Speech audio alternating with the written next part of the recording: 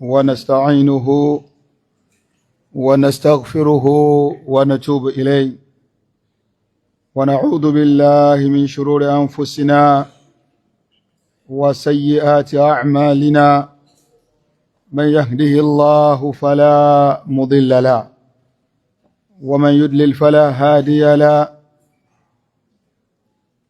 أشهد أن لا إله إلا الله وحده لا شريك له وأشهد أن محمدا عبده ورسوله أما بعد فإن أصدق الحديث كتاب الله وخير الهدي هدي محمد صلى الله عليه وسلم وشر الأمور محدثاتها وكل محدثة بدعة وكل بدعة ضلالة وكل ضلالة في النار. إخوة الإيمان، السلام عليكم ورحمة الله وبركاته.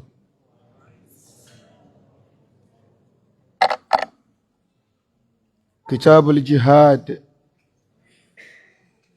قال المؤلف رحمه الله تعالى: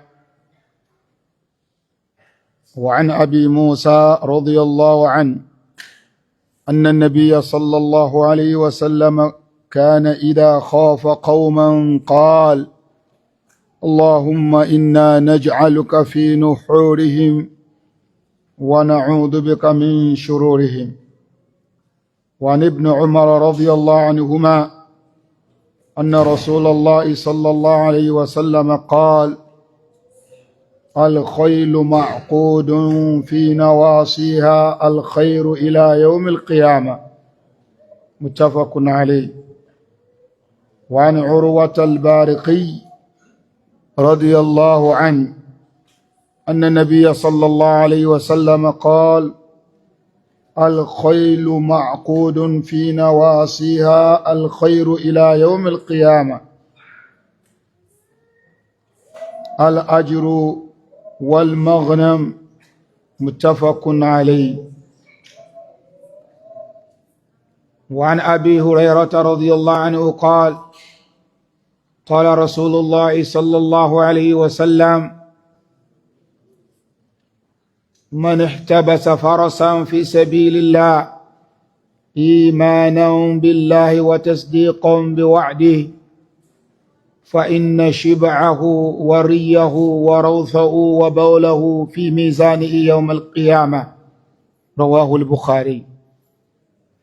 وعن أبي مسعود رضي الله عنه قال: جاء رجل إلى النبي صلى الله عليه وسلم بناقة مخطومة فقال: هذه في سبيل الله. فقال رسول الله صلى الله عليه وسلم: لك بها يوم القيامة 700 ناقة كلها مخطومة. رواه مسلم. وعن أبي حماد يقال أبو سعاد ويقال أبو أسد ويقال أبو عامر ويقال أبو عمرو ويقال أبو الأسود ويقال أبو عبس عقبة بن عامر الجهني رضي الله عنه قال: سمعت رسول الله صلى الله عليه وسلم وهو على المنبر يقول: وأعدوا لهم ما استطعتم من قوة ألا إن القوة الرمي ألا إن القوة الرمي ألا إن القوة الرمي. رواه مسلم. adúpẹ́ fún Ọlọ́run ọba, atọrọ ìkẹ́ Ọlọ́run àánú rẹ̀ kó lọ máa bá ànábì wa Muhammad sallallahu alayhi wa alihi wa sallam. Afáwa Abu Zakariya Yahya bin Sharaf an-Nawawi alayhi rahmatullah, kí Ọlọ́run ọba kí ó bá kẹ́ wọn. nínú tírà wọn eléyìí tí a ń ṣe àgbéyẹ̀wò rẹ̀. Gẹ́gẹ́ bá a ṣe mọ̀ wípé à ń ka tírà náà ní sísẹ̀ntẹ̀lé gẹ́gẹ́ bí àfáwà al-Imam an-Nawawi bí wọ́n ṣe tó ní kìtàbù ní báàbù. Ìdí ni tó fi jẹ́ pé ibi tá a bá dé ibẹ̀ náà láti ń tẹ̀síwájú títí tá a fi ní àǹfààní insha Allah ta'ala wa bi'awnihi wa tawfiqi láti lè kétírà náà tán. Tí a bá wo gbàtà ti bẹ̀rẹ̀ tírà yìí ní kíké ṣáájú kí a tó dé àyè yìí, ọdún náà ó ti nẹ́sẹ̀ díẹ̀. Àti wá wà ní kìtàbùl jihad. Kìtàbùl jihad yìí tó bá rọrùn fáwọn èèyàn kan ni wọ́n fẹ́ lè pa gbogbo tó bá ti jẹ́ kìtàbùl jihad kan parẹ́ nínú tírà hadith àbí ká ti ẹ̀yọ́ kúrò ní al-Qur'an. Kò sí tó fà á bí kìí ṣe wípé mafhum al-jihad fil Islam, ìta ń pè ní al-jihad nínú Islam, ọ̀gọ̀ọ̀rọ̀ àwọn èèyàn ni wọ́n ṣe àìmọ̀kan nípa rẹ̀. Ẹlòmíì mọ̀ nípa rẹ̀ lakinnahu tajahala anhu, ó ń ṣe bí ẹni pé òun ò mà pẹ̀lú àníyàn bú tó ní sí Islam. Nas'allahu salamata wal afiya. Bákan náà àwọn míì ń bẹ tí wọ́n ń fún al-jihad, wọ́n ń fún ní ìtumọ̀ tó yàtọ̀ gédégédé sí ìtumọ̀ rẹ̀ gẹ́gẹ́ bó ṣe wà ní al-Qur'an, gẹ́gẹ́ bó ṣe wà ní Sunnah Nabi sallallahu alaihi wasallam.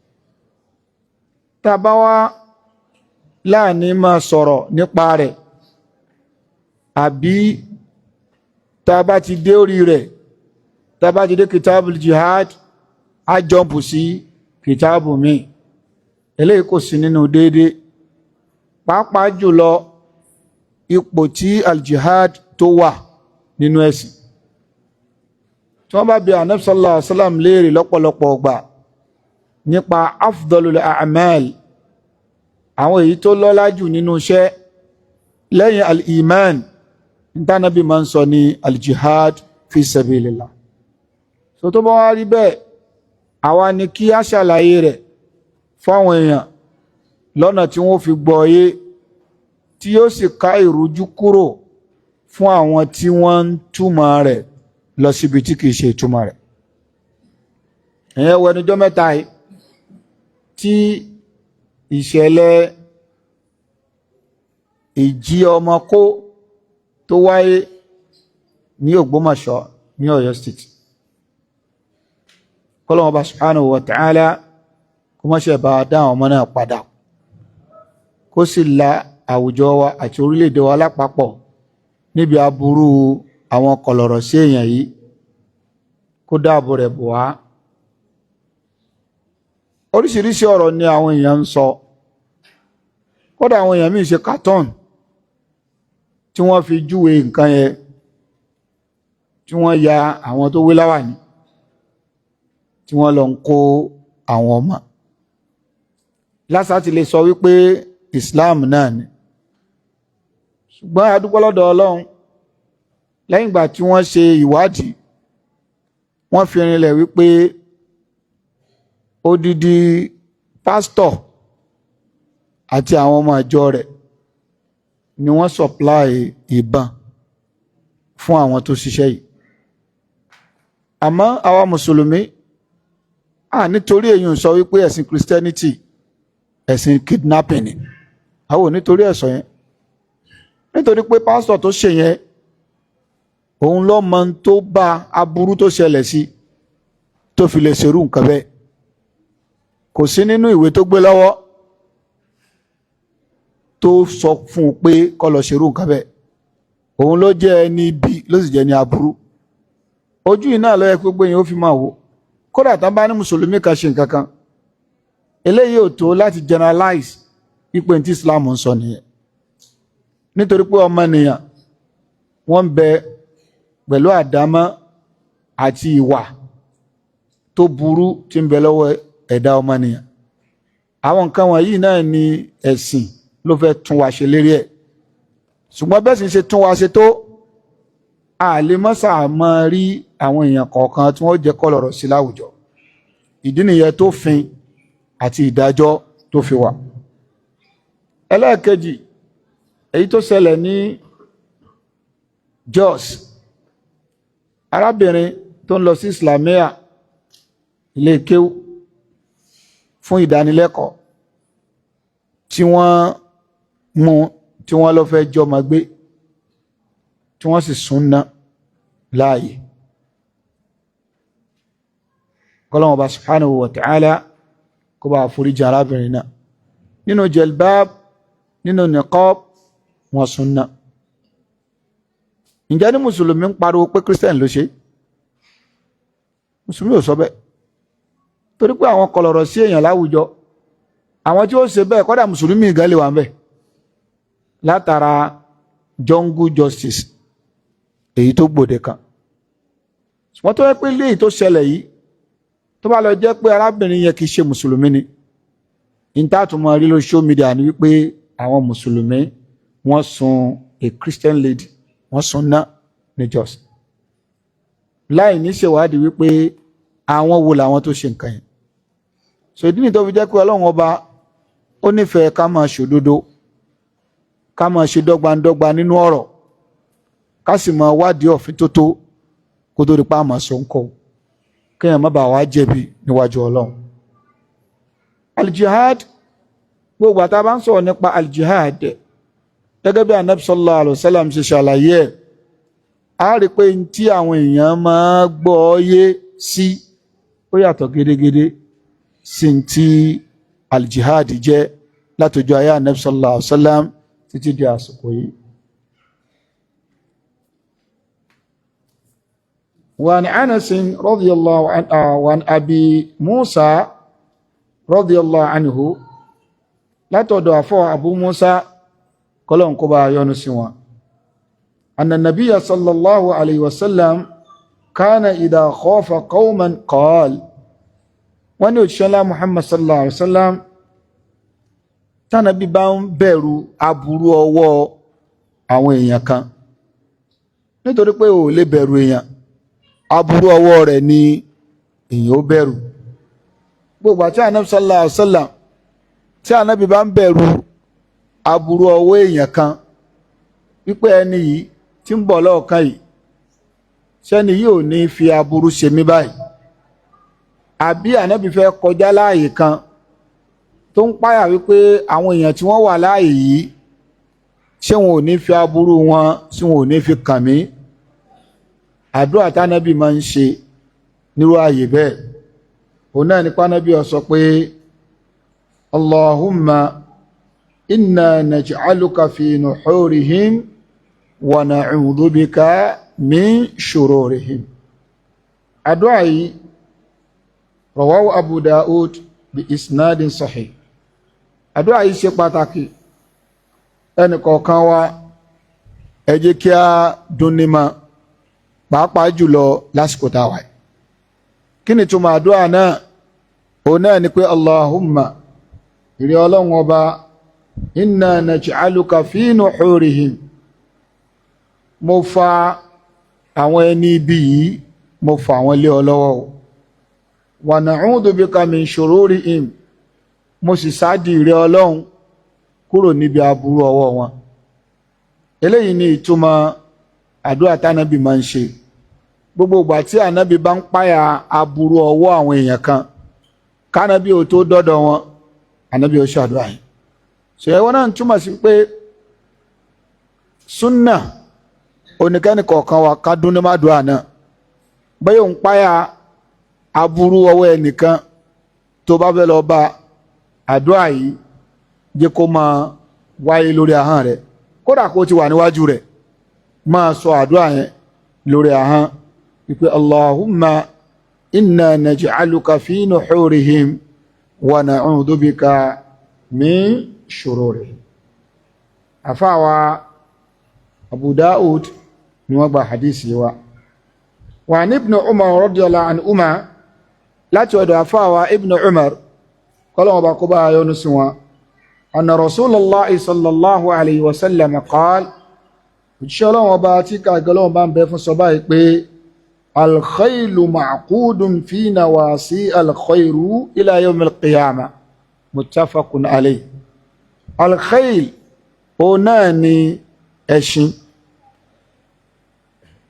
wọ́n sábà máa lò fún ẹṣin tí wọ́n fi ń jagun ẹṣin tí wọ́n fi máa jagun.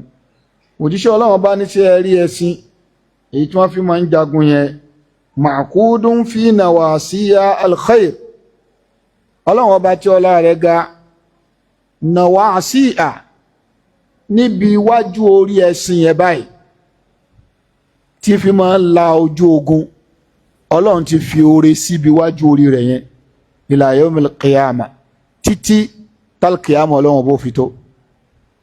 kí ni tí òjíṣẹ́ ọlọ́run bá ń sọ fún wa ìtumọ̀ ẹ̀ ni wípé àwọn ẹṣin tí wọ́n fi máa ń ja ogun sójú ọ̀nà ọlọ́run ọba àlùbáríkà wà lára wọn nítorí pé násíà òun náà ni irun èyí tó ń bẹ níbi òkè wájú báyìí téèyàn kọ́kọ́ máa ń kàn náà ń pè ní násíà. lára àwọn ẹṣin irun yẹn máa ń ṣẹ́lé wájú orí wọn báyìí ìmí irun tiẹ̀ máa ń gùn tí ó fẹ́ bojú rẹ̀ gan so tiwa báyìí ìyẹn náà ń pè ní násíà. irun tí ń bẹ níwájú orí ẹṣin yẹn òjíṣẹ́ ọlọ́run bá ní oore wà ń bí ẹ oore wà ń bẹ ma'qudun wọ́n ti ta kókó oore sí ibi irun wájú orí ẹṣin títí tálkìyàmọ̀ ọlọ́run bó fi dé. kí ni túmọ̀ eléyìí ni wípé ẹ rí i pé tẹ́sìn bá fẹ́ lọ ojú ogun wájú yẹn ni ó gbé wọ ojú ogun sòyẹn túmọ̀ sí wípé ibi wájú tí máa gbé wọ àárín ogun yẹn gan oore tó pọ̀ ó wà ń bẹ. kí ni túmọ̀ eléyìí ṣé túmọ̀ rẹ̀ ni wípé ká wá lọ máa já irun yẹn ká fi máa rárá tá a bá ti fẹ́ ṣàdúrà àbí kí a máa fọwọ́ kan irun yẹn ká fi máa kan inú torí pé wọ́n ní khair ó wà ń bẹ. eléyìí kọ́ ni ìtumọ̀ rẹ̀ o. ìtumọ̀ rẹ̀ ni wípé gbogbo ìgbà tí ayé bá ń jẹ́ ayé tí àwọn èèyàn tí wọ́n ń jáde láti lọ jagun sójú ọ̀nà Allah subhanahu wa ta'ala oore ń bẹ lára nǹkan ọ̀gùn tí wọ́n ń gbé lọ sí ojú ogun yẹn ìtumọ̀ rẹ̀ nìyẹn. wà anil urwatil bariqi anna nabiyya sallallahu alayhi wa sallam qala nínú ẹgbà wa mi wọ́n ní anabi sallallahu alayhi wa sallam anabi ní alkhailu ma'qudun fi nawasi alkhairu ila yawmil qiyamah. inshallah wọ́n bá ní àwọn ẹṣin tí wọ́n máa ń lò láti lọ fi jagun wájú orí wọn oore tó pọ̀ wà ń bẹ o oore yẹn ó máa bẹ́ẹ̀ bẹ́ẹ̀ lára ẹṣin yẹn ila yawmil qiyamah títí tí ó fi dídọ́gbìn dal qiyamah. al-ajru wal magnam oore tí anabi sallallahu alaihi wasallam ń tọ́ka sí ẹgbà wa ẹlẹ́ẹ̀kejì yìí ó padà gbé jáde. ìdíyà tó fi jẹ́ pé anabi sallallahu alaihi wasallam táwọn yóò bá sọ ọ̀rọ̀ kan lódidi yóò padà tún sọ lọ́nà tí yóò fi fọ́ sí wẹ́wẹ́ tí ò fi ní rojú. ìyẹn ló fà á kò sígbà láàyè fún yàn láti lo ìfẹ́ inú ara rẹ̀ láti ṣe tó wù nínú Islam. ẹ rí i pé hadith alákọ̀ọ́kọ́ tó jẹ́ ti àfáà Ibn Umar àwọn sọ wípé anabi sọ pé alkhailu ma'qudun fi nawasi alkhairu ila yawm alqiyamah ibi tó ti dúró nìyẹn wípé àwọn ẹṣin tí wọ́n fi ń jagun o wọ́n ti ta kókó oore síwájú orí wọn tí jọ́bi alqiyamah. oníkálukọ́ wà máa wò pé oore yẹn alifu alam ní lil umum a jẹ́ pé oore yìí èèyàn lè máa ṣe tawassul pẹ̀lú oore yẹn kéèyàn máa fọwọ́ pa irun yẹn kó máa fi ṣàdúà àbí kó máa já kó máa sómọ́ra torí pé Ànábì ti ní oore wà ń bẹ. oore tí Ànábì ń sọ ẹgbà wa àti àfáwà Urwa al-Bariqi radiyallahu anhu àwọn jẹ́ kó clear wípé al-ajru wal-maghnamu òun náà ni wípé oore ọ̀hún òun náà ni ẹ̀san ìyẹn ó gbẹ̀san lọ́dọ̀ ọlọ́run ọba. ẹlẹ́ẹ̀kejì wal-maghnamu òun náà ni nǹkan ọrọ̀ ogun. ẹni tó gun ẹṣin yẹn ló forí la ikú, bó ṣe fi orí la ikú oore méjì ni ó ti bẹ̀ jáde. idha kana fi sabilillah tó bá jẹ́ ojú ọ̀nà ọlọ́run, oore alákọ̀ọ́kọ́ òun náà ni al-ajru, onítàn ó gbà ládàá wípé ó lọ jagun sójú ọ̀nà ọlọ́run pẹ̀lú ẹ̀sìn náà. ẹlẹ́ẹ̀kejì al-maghnamu òun náà nípa ẹni yẹn tí ò bá kú sójú ogun yẹn yóò tún kó nínú ọrọ̀ ojú ogun. so oore ní méjèèjì yìí ló papọ̀ fún ẹni tó gun ẹṣin látara iwájú orí tí ẹṣin yẹn tó fi la ojú ogun. àfáà Ibn Uthaymin alayhi rahmatullah kọ́lọ́wọ́ ọba subhanahu wa ta'ala kó mọ́ ṣe bá yọ́nú sí wọn. wọ́n ṣe àlàyé fún wa lórí hadith yìí. wọ́n jẹ́ ká mọ̀ wípé ọ̀rọ̀ tí ànábì sallallahu alayhi wa alihi wa sallam tánàbí ń sọ fún wa níbí wọ́n ní wa min fadail jihad fi sabilillah, wọ́n nínú ọlá èyí tó ń bẹ fún jíjagun sójú ọ̀nà ọlọ́run annal insana pé dájúdájú ọmọnìyàn alladhi yushariku bi rahilatin yuktabu lahu bidhalika ajruha, ẹni tó ń jagun sójú ọ̀nà ọlọ́run pẹ̀lú nǹkan ọ̀gùn tó gùn yẹn wọ́n ó tún kọ àkọọ́lẹ̀ ládá ọ̀tọ̀ fún, yàtọ̀ sí pé òun kò gbà ládá pẹ̀lú nǹkan ọ̀gùn tó tún gùn yẹn yóò tún gbà ládá. kama qala nabi sallallahu alayhi wa sallam, wọ́n ní gẹ́gẹ́ bí òjíṣẹ́ ọlọ́run ọba ti sọ wípé al-khaylu ma'qudun fi nawasi al-khayr ila yawm al-qiyamah. ipò òjíṣẹ́ ọlọ́run ní àwọn ẹṣin tí wọ́n fi ń jagun tẹ́ rí yẹn oore wọ́n ti ta kókó rẹ̀ sí ìpéǹpéjú wọn, irun ìpéǹpéjú wọn oore wà ń bẹ̀ ila yawm al-qiyamah títí dọ́gbìdà al-qiyamah. wal muradu bil khayl, àfáà Ibn Uthaymin alayhi rahmatullah wọ́n ní tí wọ́n gbà lérò pẹ̀lú al-khayl òun náà ni khaylul jihad, khaylul al-jihad, ẹṣin èyí tí wọ́n fi jagun sójú ọ̀nà ọlọ́run. li'annahu fassara hadha al-khayr bi qawlihi, wọ́n ní torípa nabi sallallahu alayhi wa sallam fassara hadha al-khayra bi qawlihi, anabi ti ṣàlàyé oore tá à ń sọ ọ̀hún fún wa nínú hadisi tó tẹ̀lé òun náà ni al-ajru wal-maghnamu, oore ọ̀hún náà ni oore ẹ̀san àti nǹkan ọrọ̀ ojú ogun. wa hadha innama yakunu fi khayril jihad, ló fi jẹ́ pé ẹ̀sìn tí wọ́n ń sọ ń bì kì í ṣe gbogbo ẹ̀sìn o, ẹ̀sìn èyí tán bá fi ṣe kíni o, tán bá fi jagun sójú ọ̀nà ọlọ́run ni. fa khayrul jihad fi nawasiya al-khayru ila yawm al-qiyamah, wọ́n ní ẹ̀sìn èyí tán fi lọ jagun sójú ọ̀nà ọlọ́run oore ń bẹ ń bẹ ní iwájú orí ẹ̀sìn yẹn títí di dọ́gbìdà al-qiyamah. wa yuhtamalu an yakuna al-hadithu aaman wa yuhtamal an yakuna al-hadithu aaman, wọ́n ní ó sì ṣeé ṣe a lè mú jáde nínú ìtumọ̀ àdìsí yìí pé gbogbo ẹṣin pátá ni ànábì ń tọ́ka sí ń bí, wọ́n lá lè pè bẹ́ẹ̀ náà nítorí pé ayé al-khaylu kulluha gbogbo tí ń jẹ́ ẹṣin sawa kanat mimman yushahidu alayhi amla lil-umum, yálà ó jẹ́ ẹṣin èyí tán fi jagun sójú ọ̀nà ọlọ́run ni àbí kìí ṣe èyí tí wọ́n fi jagun sójú ọ̀nà ọlọ́run. ṣùgbọ́n ìtumọ̀ àkọ́kọ́ al-mutabadir ila dhihin, èyí tí ó kọ́kọ́ wá sí ọpọlọ wa òun náà ni khaylul jihad, ẹṣin èyí tí wọ́n fi lọ jagun. nítorí pé àdìsọ Urwa ó jẹ́ ká mọ̀ wípé khayru yẹn òun náà ni al-ajru wal-maghnamu, ó sì ń bẹ níbi ẹṣin èyí tán bá fi ṣe kíni o, tán bá fi jagun. a rí mú gbọ́yé nínú eléyìí náà àwọn nǹkan nǹkan ọ̀gùn lásìkò tá a wà yìí tí wọ́n bá fẹ́ lọ jagun àwọn bíi machine gun àbáwọn nǹkan ìjà ogun tí wọ́n máa gùn láti lọ sí ojú ogun náà ó náà kó sábẹ́ eléyìí torí pé rọ́hílà nǹkan ọ̀gùn tí wọ́n bá gùn lọ sí ojú ogun a sì rí mú jáde ń bí wípé ẹṣin iyì àpọ́nlé ó wà lára ẹṣin ju àwọn nǹkan ọ̀gùn tó kù lọ. Ẹṣin ó jọ kẹ́tẹ́kẹ́tẹ́ àmọ́ ẹṣin ní iyì ó lápọ́nlé ju kẹ́tẹ́kẹ́tẹ́ lọ. Kẹ́tẹ́kẹ́tẹ́ a máa ru ẹrù, wọn a máa fi dáko, wọn a máa fi ṣe wàhálà.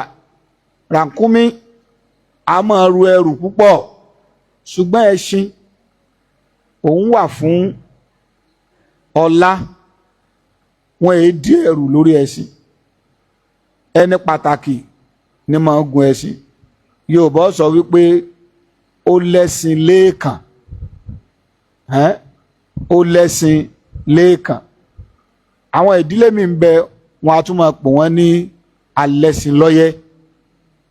Sòyẹ́ túmọ̀ pé tí ọkọ̀ bá dáa lásìkò tá a wà yí gan kò ní sọ pé òun ṣẹ̀ṣẹ̀ ra ọkọ̀, yóò lóun ṣẹ̀ṣẹ̀ ra kíni o, òun ṣẹ̀ṣẹ̀ ra ẹṣin kan.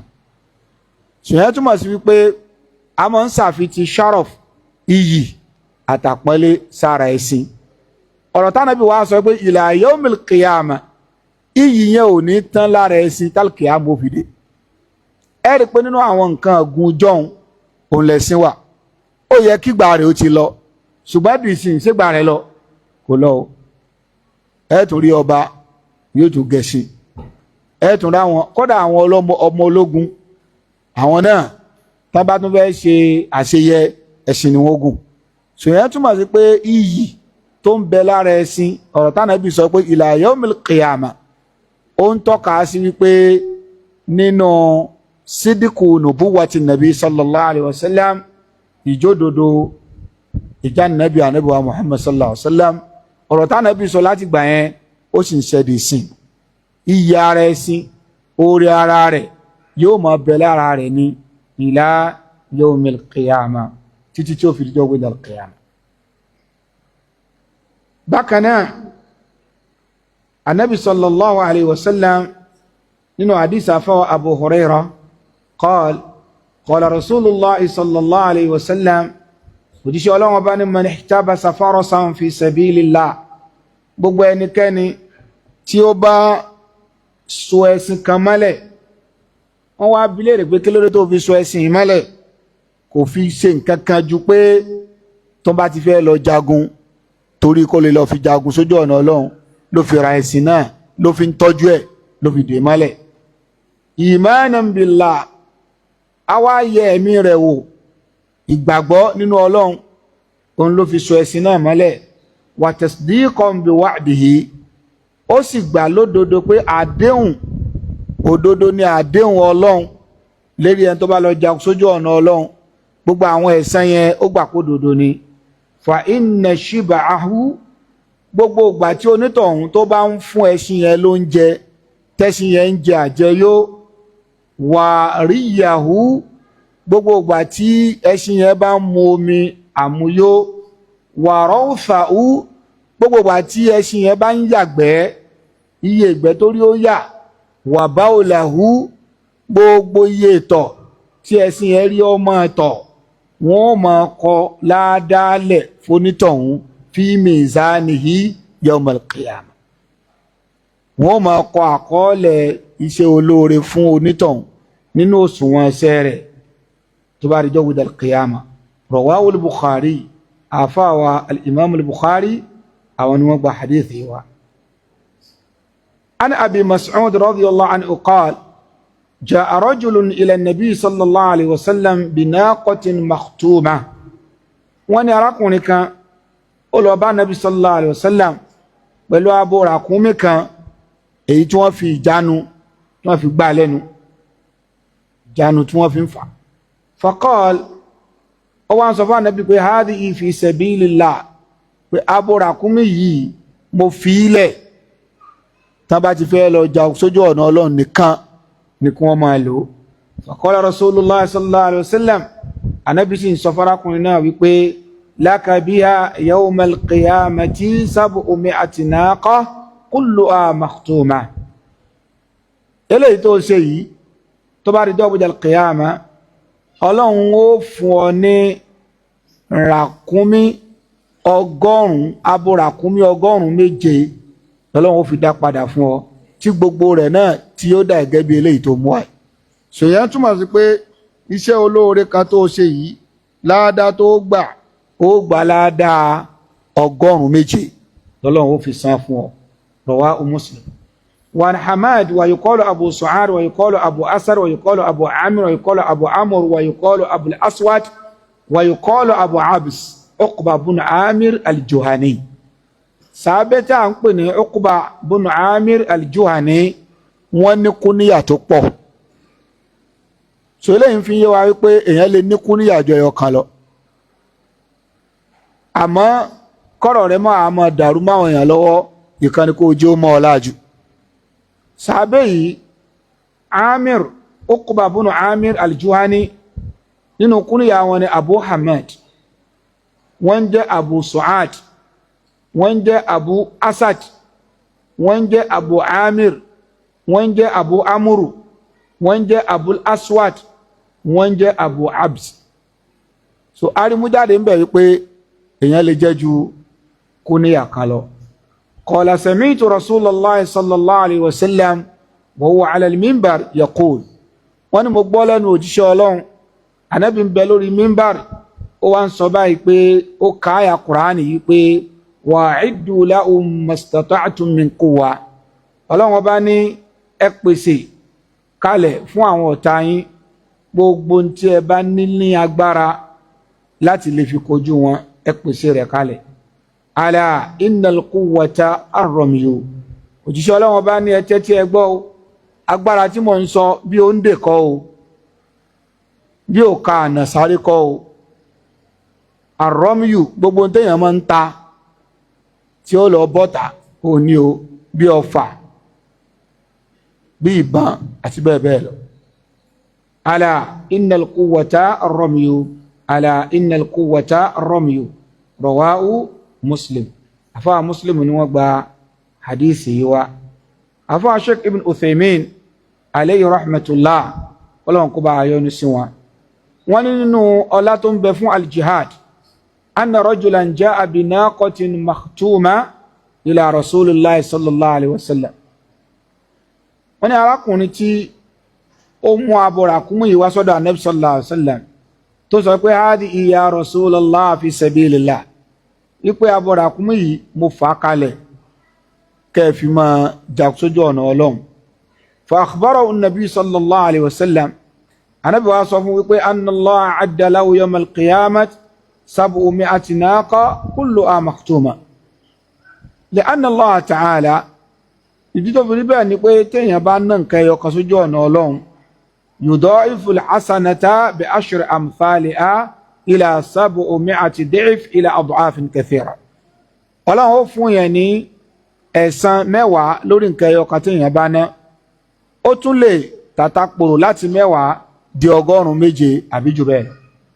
Wa minha, nínú ọlá tó ń bẹ fún al-jihad fi sabilillah, al-musa'adatu fi siham. Òun náà ni kéèyàn ó mọ bá a ṣe máa ń tafa. Ar-ramyu, wa lihadha khataba an-nabi sallallahu alaihi wasallam dhata yawm. Eléyìí ló fà á tánàbí fi sọ níjọ́ kan wípé nígbà tó ń sọ ìtumọ̀ àyà wa'iddu lahum mastata'tum min quwwa, Ànábì ní ala innal quwwata ar-ramyu. Òjíṣẹ́ Ọlọ́run bá ní agbára tí mò ń sọ yìí tọ́lọ́ ń sọ òun náà ní nǹkan títa. Ala innal quwwa ar-ramyu, ala innal quwwa ar-ramyu. War-ramyu fi kulli waqtin bihasabi. Afa Sheikh Ibn Uthaymin wọ́n ní nǹkan títa tá à ń sọ yìí ó yóò máa gba ìtumọ̀ níbàámu sí àsìkò tá a wà. Ẹ rí i pé ó lè jẹ́bọn torí pé wọ́n ń ta náà ni, ìbá òṣìṣẹ́ lásìkò Ànábì sallallahu alaihi wasallam. Gbogbo nǹkan tó bá ti jẹ́ títa, fàfi hadi Rasul sallallahu alaihi wasallam yakunu ar-ramyu bil qaws bis saham àfọwọ́ Sheikh Ibn Uthaymin wọ́n ní lásìkò tánà sálàmù ń sọ̀rọ̀ yìí in tí wọ́n máa ń ta nígbà náà ọfà ni wà fi waqtina al-an àmọ́ lásìkò tí wọ́n bí yakunu ramyu bil qanabil pé in tí a lè pè ní títa lásìkò tá a wà yìí kúmbúlà qanabil òun náà ni bọ́m̀bù qanabil wà sawarikh àti àwọn missiles tó máa jù yẹn sawarikh wa ma ashba'ahu so tó bá sọ pé sọ́wà láyé ànábì yẹn rọ́múyù náà gbogbo wọn so ìyẹn ló bá ti àsìkò yìí mọ́ li'anna kulla rami yakunu bihasabi al-waqt alladhi yakunu fi al-insan wọ́n ní tán pàlérò pẹ̀lú rọ́múyù yìí yóò máa nítumọ̀ pẹ̀lú gbogbo tí wọ́n bá ti máa ta ní àsìkò kọ̀ọ̀kan lórílẹ̀ nas'alullah an yaj'alana min al-mujahidina fi sabili bil mal wa nafs abẹ́ Allah subhanahu wa ta'ala kó kàwá kún olùgbìyàn sójú ọ̀nà ọlọ́run pẹ̀lú owó àti ẹ̀mí innahu ala kulli shay'in qadir torí pé ọlọ́run ọba tó ní kápá lórí gbogbo nǹkan ni. mo fẹ́ ká mú nǹkan kan jáde ọ̀rọ̀ Sheikh Ibn Uthaymin ni mò ń kà yìí tíra yìí sì ní ṣẹ́ríwù tí wọ́n ń ṣe ṣẹ́ríwù Riyadul Soliheen yìí nínú Masjidil Haram ni wọ́n ti ń ṣe àwọn èèyàn máa sọ pé àwọn àfáà Sunnah àwọn àfáà tí wọ́n dórí manhajus salafiyya àwọn èyí sọ̀rọ̀ nípa al-jihad èyí tí bàbá Ibn Uthaymin ń sọ ìkíni ẹnu wípé ahọ́n táwa fi ń sọ ó yàtọ̀ síbẹ̀ yìí ṣe ń sọ so yẹn ni ó fà á tí a fi ṣàlàyé àgbọ́yé ìtumọ̀ ọ̀rọ̀ tá à ń sọ yìí tí a bá wo eléyìí nísìn ẹlòmíì ọmọ sọ pé ní tá à ń sọ náà nìyẹn ọ̀rọ̀ bí ogun ò ní wọ́n ń wí eléyìí tí a bá gbé wá sí àgbọ́yé ẹnì kọ̀ọ̀kan wa ẹ rí i pé kò tí ẹ yẹ kó mú àròyé wa anabi wa Muhammad sallallahu alayhi wa sallam anabi wà nípò olórí orílẹ̀-èdè kì í wá ṣe olórí orílẹ̀-èdè lásán ẹni tó jẹ́ olórí ayé nígbà náà ad-dawlatul islamiyya Islamic Empire tó kọjá ìlú ẹyọ kan kò dẹ̀ sí tá ń pè ní state ó ní territory àwọn ò ní territory wọn ò ní hudud territory sì nìyí kò sí ti ń jẹ́ territory tí ò bá sí ẹ̀ṣọ́ tó ń protect ẹ̀ tó ń dáàbò bò ìdí nìyẹn kéèyàn á máa sọ lẹ́nu pé ẹ sì mọ orílẹ̀-èdè wa Nàìjíríà o wọ́n ní sójà o Nàìjíríà ní Nàìjíríà àmì o wọ́n fẹ́ máa pààyàn ẹ dáhùn kí ni àmì ń ṣe tí wọ́n máa ẹ̀kọ́ àtàkà ní ṣe ẹgbọ́n kẹ́nìkan wá complain pé wáyé tí Nàìjíríà fi Nigerian army kí ló dé tí dọ́là Islamic State tán bá ní al-mujahidun eléyìí ẹni tó bá mọ ìtumọ̀ ìgbà tí Islam bá operate as a state gbogbo àwọn nǹkan tá à ń kà yìí kò lè jọ lójú rárá nítorí wípé orílẹ̀-èdè kọ̀ọ̀kan Ànábì sallallahu alaihi wasallam sọ̀rọ̀ nípa ẹṣin tó yẹ pé kò sí tí wọ́n ń lo ẹṣin yẹn fún jùpọ́n fi ń jagun lọ. àwa náà lè ní wáyé tá a fi máa complain wípé orílẹ̀-èdè wa Nàìjíríà wọ́n ya àwọn owó kan lẹ̀ nínú bọ́jẹ́ẹ̀tì fún defence. tá a bá ya owó lẹ̀ fún defence and security ṣé ìwé ni wọ́n fi owó yẹn rà àbò oúnjẹ jẹ́mọ́ kí ni wọ́n fi rà nǹkan ogun ni kí olórí orílẹ̀-èdè wa máa address nation wípé a fi iye owó báyìí ra àwọn ìbọn báyìí iye àwọn nǹkan báyìí la fi owó wa rà kẹ́nìkan wá ní ẹ̀rí wọ́n fẹ́ máa pààyàn ẹnìkan tó ń làákàyè kan ò ní sọ bẹ́ẹ̀ torí pé nínú ojúṣe gọ́fìmẹ̀ntì ìjọba onìkan protect territory ojúṣe nínú iṣẹ́ tọ́lọ́ ń gbé lánàá Ànábì sàlám lọ́wọ́ òun náà ní kánábì protect orílẹ̀-èdè Islam gbogbo àtó léèdè Islam bá ti ń exist yóò gbúdọ̀ ní territory kàn mọ́ protect àbí kọ́tà ọlọ́jà lò wọ́n hádà kàlámù àdì ọ̀rọ̀ tó bá la ka ìmú ni ṣùgbọ́n tẹ́lẹ̀mí bá gbé gbìrì báwọn òun ò lọ gbé lórí individual nígbà tí wọ́n sọ ni pé bẹ́ẹ̀ sí wọn báwọn ọ̀bẹ wà lápò ẹ̀ báwọn kì í ṣe individual ní ọ̀rọ̀ yìí hàn address ó ń address Islam as a state.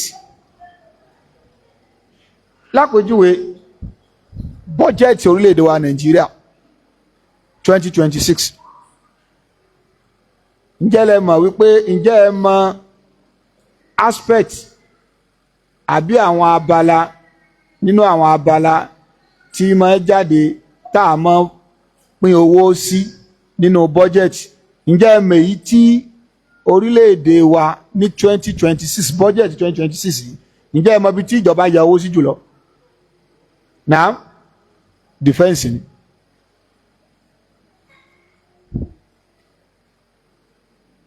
Defense òun ni, lẹ́yìn rẹ̀ òun ni owó tá a tún fi san debt servicing, àwọn gbèsè tá a jẹ owó tá a fi san. Lẹ́yìn méjèèjì yẹn education ó wá lẹ́yìn ọ̀rẹ̀yìn ni, health wá lẹ́yìn ọ̀rẹ̀yìn ni. Defense security òun ni a ná owó tó pọ̀ jù lé lórí, torí pé 5.4 trillion 5.4 trillion ní Nàìjíríà ló bọ́jẹ̀tì fún defense nínú bọ́jẹ̀tì 2026. ó yẹ ká máa pariwo ẹ̀jẹ̀ nìkan ṣé bọ́jẹ̀tì yẹn defense ẹ̀kọ́ àtàkàrà ní òfò yẹn rà nǹkan ogun náà ni. so tó bá fi lè mú ọgbọ́n yẹn yé, tá a bá wá ń ka kìtàbùlì jihad tánàbí tí ń prepare àwọn èèyàn fún nǹkan ogun láti defend the territory nígbà náà, kí ló wá fariwo? tó o bá ti lè pariwo lórí ti Nàìjíríà, tó o pariwo lórí American Army tí orílẹ̀-èdè kọ̀ọ̀kan tó ní kálukú ní nuclear weapon. Bí Pakistan ṣe rí wọn ní nuclear weapon. Pakistan kéèyàn wà rẹ̀ pé gàrí ò sí ń lù ẹ lọ ra nuclear weapon tọ́ka ọ̀bá balẹ̀ sí olórí gàrí òmu. So ìjọba náà mọ̀ pé nínú ojúṣe state ni láti protect territory. So tọ́ba wá ń ka yẹn nínú hadith wípé kìtàbùl jihad, àwọn yóò máa fún nítumọ̀ mi kí àwọn mùsùlùmí wáyé tẹ́ ẹ̀ fi sọ pé ìjọba wa 2026 tí wọ́n bọ́jẹ̀tì 5.4 trillion fún defence and security. Ẹ̀yin sọ wípé wọ́n fẹ́ máa pàgọ́ yẹn. Kódà owó tá bọ́jẹ̀tì fún health kò tó báyìí, ìdán bọ́jẹ̀tì fún education kò tó báyìí. Ṣèyẹn túmọ̀ sí wípé ojúṣe ìjọba ni láti lè jẹ́ kí security wà, ìfàyàbalẹ̀. Nígbà tí security bá wà, láà lè lọ sílé ẹ̀kọ́, láà lè lọ sílé ìwòsàn, láà lè ṣe nǹkan tó yẹ ká ṣe. So ojú yẹn náà ni gbogbo ẹni tó bá ń gbọ́ tó bá ń sọ̀rọ̀ nípa al-jihad nínú Islam. Al-jihad Islam, when Islam is being practiced as a state, lazim ó gbọ́dọ̀ lọ́mọ ogun, wọ́n gbọ́dọ̀ ní nǹkan ogun. Àwọn nǹkan ogun tó gbajúmọ̀ nígbà náà òun l'Ànábì ń sọ yìí. Nínú ètò tí ayé wá nìyí, ìjọba náà máa ń fi àwọn nǹkan tu àwọn ọmọ ológun lójú, torí pé àti lọ fojú winá ogun kò rọrùn. Ìjọba yìí jẹ sọ́jà lówó, àbá máa jẹ wọ́n lówó, wọn ò ní jẹ wọ́n lówó. Àwọn strike wọ́n ó fún wọn lóríṣiríṣi àwọn àǹfààní láti ṣe wọ́n lójú ọ̀yìn àti máa protect orílẹ̀-èdè. Ṣùgbọ́n nínú Islam méjì wá ni àwọn tó jẹ́ ọmọ ogun ti Islam. Bí wọ́n ó ṣe gba àǹfààní tayé, Ànábì ó tún sọ fún wọn pé lọ́dọ̀ Ọlọ́run náà o ẹ̀tún lẹ́san. Kélé ó lè jẹ́ ìwúrí fún wọn láti protect ìlú. Eléyìí náà wọ́n ń sọ fáwọn ọmọ ogun ayé náà, wọ́n ó fi wọn lọ́kàn balẹ̀ pé ìjọba ó ṣe nǹkan báyìí fún, tẹ́ bá lọ jó ogun ìjọba ó ṣe nǹkan báyìí fún, ẹnu wípé kò sí tọ́lọ́run bẹ̀. So tẹ́lẹ̀ bá wá ń ṣẹlẹ̀ tá bá ń kàánú hadith tá bá ń sọ̀rọ̀ lérí rẹ̀, èyí ò sọ Islam di ẹ̀sìn mùjẹmùjẹ pé bọ́ bá ń lọ wọn kàn bí orí ẹ̀ dànù ni ó dá dèèyàn mélòó tí ń lọ títì tán ti bẹ́rí ẹ̀.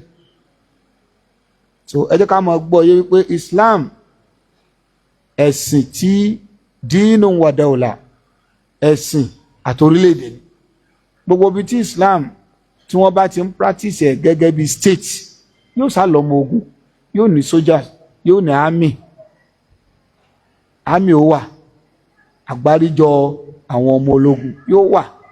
Kò dẹ̀ síṣẹ́ tí wọ́n ń ṣe ni pé láti dáàbò bo orílẹ̀-èdè yẹn, torí pé orílẹ̀-èdè tí ò bá lọ́mọ ogun ọ̀sán kan òru kan láwọn ọ̀tá ìyàwó bẹ̀ wọ́n sì kó gbòǹkà ọ̀rọ̀ wọn. So látara àdé eléyìí ojú yẹn ni a gbọ́dọ̀ fi gbọ́ yé o. Ànábì wa Muhammad sallallahu alayhi wa alihi wa sallam, Ànábì náà fi àpẹẹrẹ lélẹ̀ nínú hadith tó ń bẹ ní tura àfáà Imam Bukhari, hadith àfáà Umar bin Khattab radiyallahu ta'ala anhu wa arda. Wọ́n sọ̀rọ̀ nípa in tó wáyé ogun Gaswatu Bani Nadir. Ẹ rí pé níbi Gaswatu Bani Nadir ogun ò padà ṣẹlẹ̀ sáwàlálá. Yukhribuna buyutahum bi aydihim wa aydil mu'minin fa'tabiru ya ulil absar. Jìnnìjìnnì bá wọn, wọ́n da ogun nǹkan wọn lẹ̀, wọ́n bínú jáde, kódà wọ́n fọ wọ́n wọlé ara wọn sàjà, àwọn lọ. Gbogbo àwọn nǹkan tí wọ́n wá dà á lẹ̀ yẹn náà ń pè ní àlìfẹ́ù ò ní wọ́n ń pè. Àwọn nǹkan ọrọ̀ ogun táwọn mùsùlùmí kó láì jagun. Bila khailin wala rikab. Báwo la Ànábì ṣe pín sallallahu alaihi wasallam? Ìpín èyí tó kan Ànábì ń bẹ. Bó la Ànábì ṣe pín? Àfáà Umar ibn Khattab radiyallahu ta'ala anhu kọ́lọ́n kó bá ayọ́ ní sí wọn. Wọ́n ní odidi ìntànàbí ó fi gbọ́ bùkátà jíjẹ múmu àwọn ará ilé rẹ̀ fún ọdún kan. Ànábì kọ́kọ́ yọ yìí fọ́dún kan. Ìwọ bá lé ilé tó kéta fún fámílì ẹ̀, èyàn lè ra oúnjẹ odidi oṣù 6 sínú ilé táwọn ẹbí èèyàn máa jẹ tó bá ti yọ sí ọ lọ́wọ́. Ẹ jẹ́ ká kẹ́kọ̀ọ́ yẹn látara Ànábì sallallahu alaihi wasallam. Ìgbà tó opportunity èyí ń yọ, Ànábì keep oúnjẹ àwọn nǹkan tára ilé rẹ̀ ọ̀nà fọ́dún kan. So sùnmọ̀ pé kì í ṣe pé ìyàwó kan l'Ànábì ní, kì í ṣe 2 o, kì í ṣe 3 o, kọ́dọ̀ ojú 4 lọ. Ká tó tún wá sọ àwọn tó tún wà pẹ̀lú ẹ̀, Ànábì keep fún odidi ọdún kan. Èyí tó wá ṣẹ́kù Ànábì wá fi ilẹ̀ láti lè máa fi tọ́jú àwọn ẹṣin tí fi ọmọ jagun.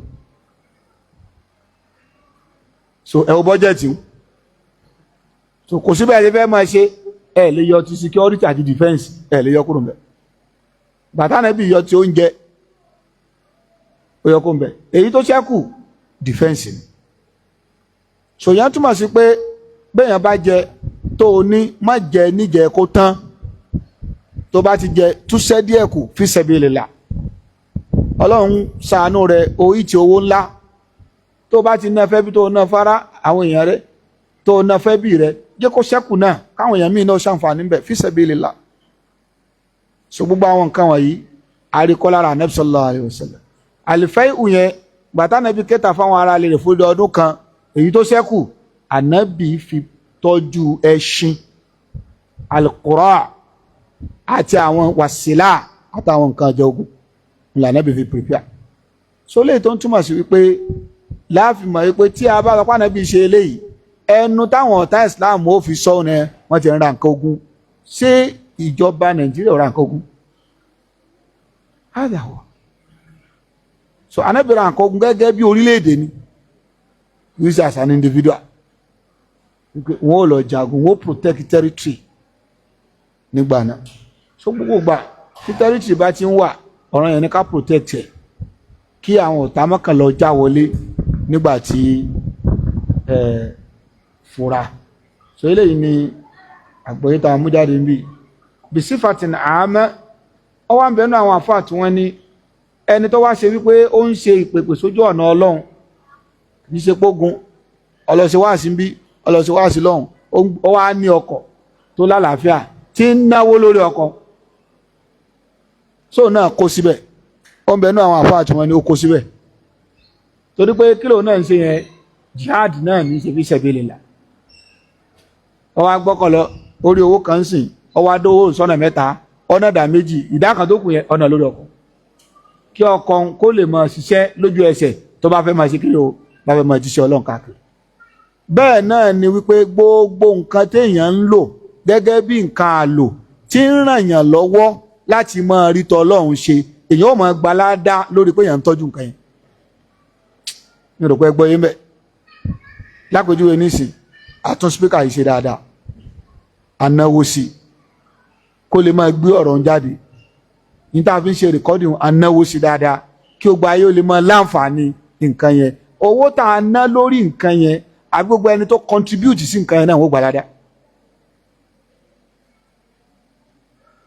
gbogbo àwọn nǹkan yẹn arimújáde nínú ọ̀rọ̀ torí pé ẹ̀sìn tá à ń tọ́jú kì í kú ṣe pé nǹkan míì kó bá a lè ṣe é lò fún tá a fẹ́ lò fún lójú ọ̀nà Ọlọ́run so bẹ́ẹ̀ náà ni gbogbo nǹkan àlò wa tá à ń lò láti lè fi máa ríṣẹ́ Ọlọ́run ṣe bó ti tá àti bó ṣe yẹ ìgbà tá a bá náwó lérí rẹ̀ pẹ̀lú àníyàn pé ká lè fi ṣètò Ọlọ́run ni o ẹlòmíì lè náwó lórí ọkọ̀ lórí pọ́fẹ́ máa fi ṣe fáàrí pé òun fẹ́ tún ọkọ̀ yìí kùn dáadáa kó náwó sí káwọn èèyàn ó gbà ayé ó gbà lóòótọ́ ṣùgbọ́n kò ní gbà ládàá ayé ti gbà kí dẹ̀ láyé gbà wọn ni pé bàbá o ó parí ǹjẹ́ ó gbà náà ṣùgbọ́n àníyàn pé mo fẹ́ náwó sí ọkọ̀ yìí dáadáa kó lè ṣe máa gbé káàkiri láti lọ ṣe wáṣí kó lè ṣe lọ máa jíṣẹ́ Ọlọ́run ẹni yóò gbà ládàá lórí owó tó náà pẹ̀lú àníyàn tó fi lọ so nínú àwọn àlàyé tá a tún rí mú àbí ẹ̀kọ́ tá a rí mú jáde nínú hadith àkàlálẹ́ yìí ni abẹ́ Allah subhanahu wa ta'ala kọ́mọ́ṣẹ́ fún wa ní àgbọ́yé ọ̀rọ̀ náà wa sallallahu wa sallama ala nabiyyina muhammadin sallallahu alayhi wa sallam wa ala alihi wa sahbihi wa sallama taslima subhanakallahumma bihamdik ashhadu an la ilaha illa ant astaghfiruka wa atubu ilayk oníbèrè kan béèrè pé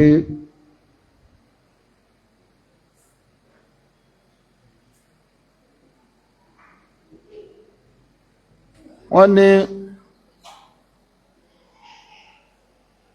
ṣódodo ni wípé téèyàn bá ní ẹṣin yasdadu rizqan aw rifqan tálùkọ